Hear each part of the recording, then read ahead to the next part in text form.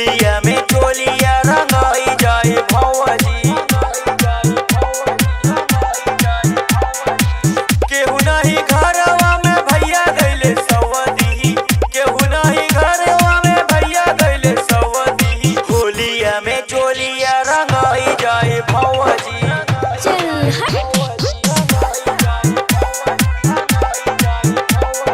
होलिया में चोलिया रंगाई जाए भौजी।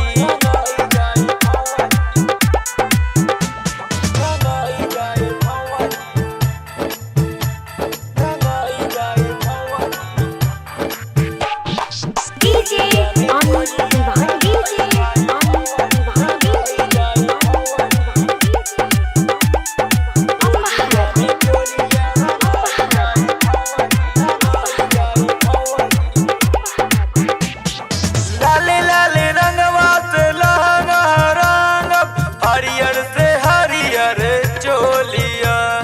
खूबे झकझोरी में खेलब होली, खाई के भंग वाली गोलिया। लाले लाले रंगवा से लहंगा रंगब, हरियर से हरियर चोलिया। खूबे झकझोरी में खेलब होली, खाई के भंग वाली गोलिया। साया साड़ी पेनी संग बन जाई मौगी।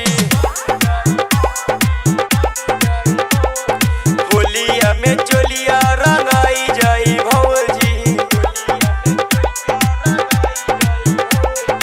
केहू नहीं घरवा में भैया गइले सवदी, केहू नहीं घरवा में भैया गइले सवदी। होलिया में चोलिया रंगाई जाई भौजी।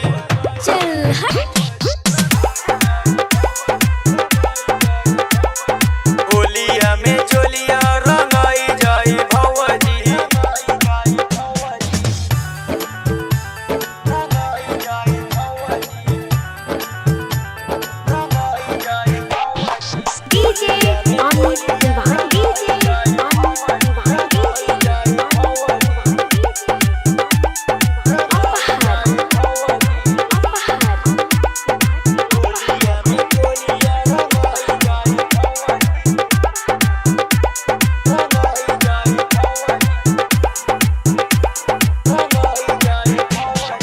फगुआ के हवा जे मारी झकोरा, दैया तोहर लागी कापी।